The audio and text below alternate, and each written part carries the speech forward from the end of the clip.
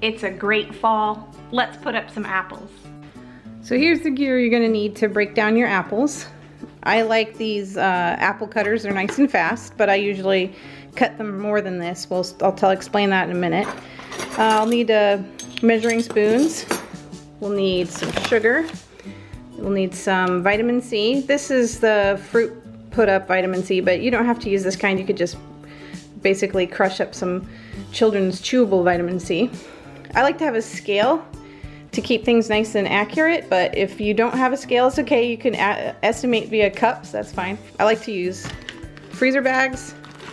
The thicker the better. And I have a bowl to catch all my trimmings, a peeler, and a bunch of apples. Now, because we're gonna cut these up, I don't have to use my best apples. I can use the apples that have bruises or, you know, little bug bites and stuff, but that's okay because we're gonna trim them. So let's get started. So the first thing you're gonna wanna do is wash all your apples. Even if you're gonna peel them, it's a good idea to wash them. They'll have like dirt on the outside of them and you don't want to get the dirt on the apples after you peel them, so wash them first. Dry them off a little bit. They don't have to be super dry, just dry enough that your cutting board doesn't get super wet while you're processing them. So you want to start by peeling the apple. It's much easier to cut a peeled apple, and you can't really peel a cut apple. Believe me, I have screwed this up before, and it's impossible. So I don't like having to deal with like the little nubs and stuff, so I just cut it like so, and then I have like a perfectly flat bottom and top, which is great for this handy duty thing. Now you notice I have like bug bites and stuff because these apples weren't sprayed. So we're going to take our little sections out, throw that away, and we'll just examine that each individual piece doesn't have any beasties lurking in it. You notice I'm cutting each piece. So in the end, we'll have each piece like a 1/16 of an apple. And that is ideal because we really don't want to freeze apple pieces that are too big.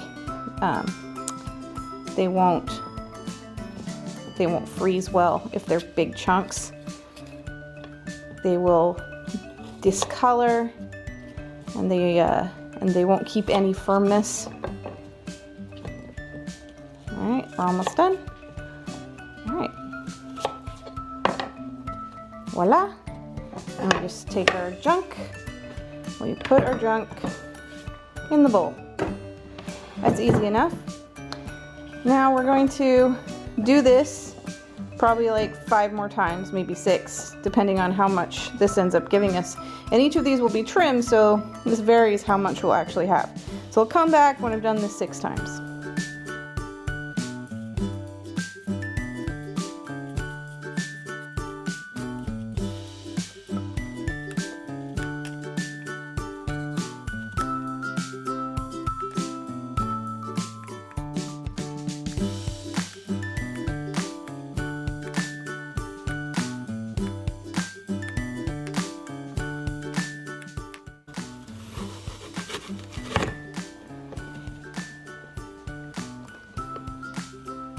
All right, so this one has got a bug in it, and you might think that I would throw it away, but I'm not going to. I'm going to take the pieces that have bugs and just toss them in and examine the pieces that don't.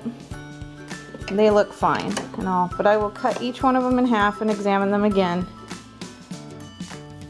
So the most common bug in apples is called a codling moth larva. Basically, the moth lays its little egg when the apple's a baby, and the codling moth has to figure out a way to get in. Usually it like bores a little hole in the skin. You can usually see it, like looks like that. And basically the little baby will be inside the apple until it becomes an adult and it completes the cycle. Now you can get traps and you can put sticky stuff in your apple trees to try and get rid of codling moth. But it's never 100%. And I don't like to spray so that I can have organic apples. So that means that I will occasionally have an apple with a hole. But that's why freezing apples is perfect for this, because nobody wants to bite into an apple and potentially find a worm. Nobody likes that. But if you've already cleaned it and trimmed it and prepped it and frozen it, you know, you're not going to have any problems with that. So this is the ideal solution for organic apples that you're not perfect, but you want to use them for something. All right, so it looks like we've got about a pound here. So we're gonna measure it to find out. I'm gonna grab one of these plastic bags. Just gonna scoop it all in here.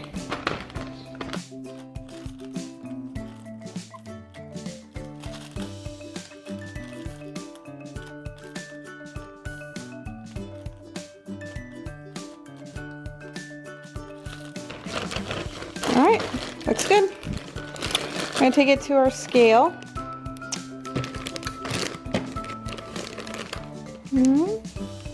Well, it did pretty good. A little over. Not bad. Not bad. All right, great. So now we're gonna mix in our food freshener. So this is just vitamin C with an anti-clumping agent in it. Perfectly fine. Like I said, you could use anything you want really. You could use lemon juice if you want, but that would give it a lemony flavor. I don't know if that's what you're going for. And you could also just, you know, like I said, crush up a children's chewable vitamin. That'll work. So now we're gonna add about 4 ounces of sugar. So that's gonna be,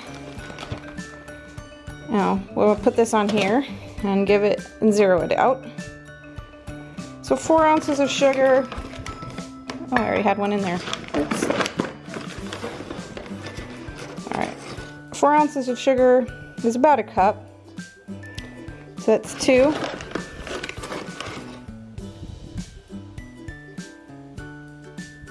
There you go, a little more, but that's okay. We had a little more apple. Now we're just gonna stir this around to mix the vitamin C in with the sugar. So now at this point you could do whatever you wanted to the sugar mixture. You could, if you want, you can add cinnamon to it. You could add grains of paradise. You could add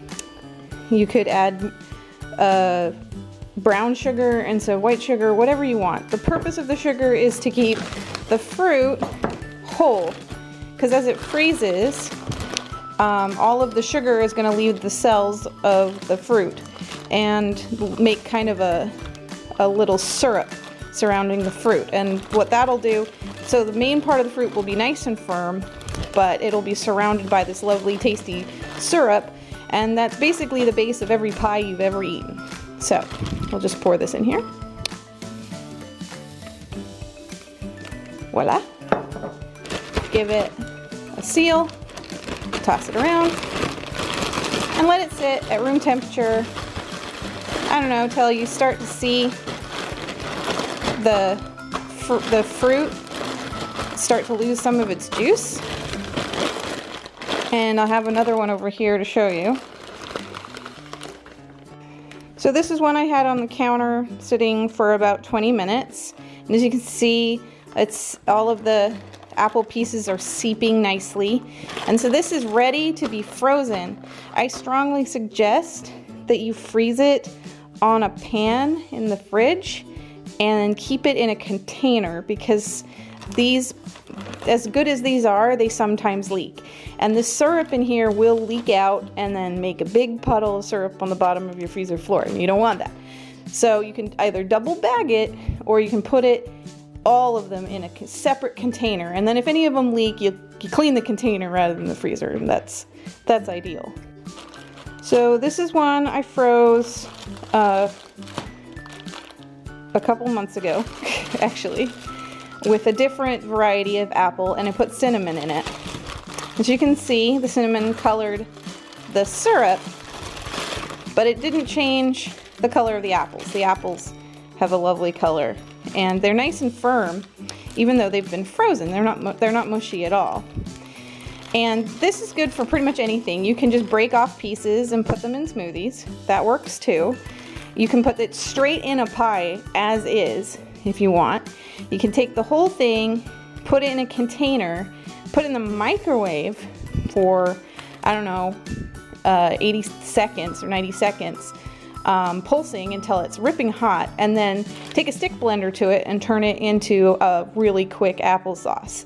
So you can play with the sugar if you want. If you don't want this much sugar, I understand. It's just what works for me, and using less sugar is really how firm you want your fruit. The more sugar you use, the more firm the fruit stays, and the less sugar you use, obviously the syrup is less, there's less of it and it's less sweet. But since many of the recipes where you'd use cut up apples like this already call for sugar, if it calls for cut up apples like this with sugar, just minus the sugar.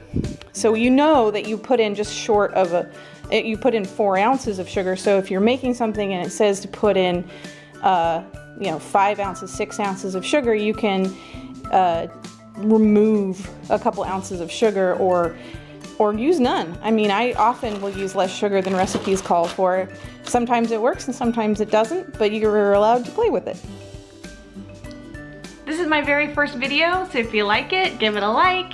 If you want to put some comments, some other stuff you'd like to see, if you want to know more about my organic garden or my chickens or any other recipes you'd like to know, let me know. I'd love to see you again.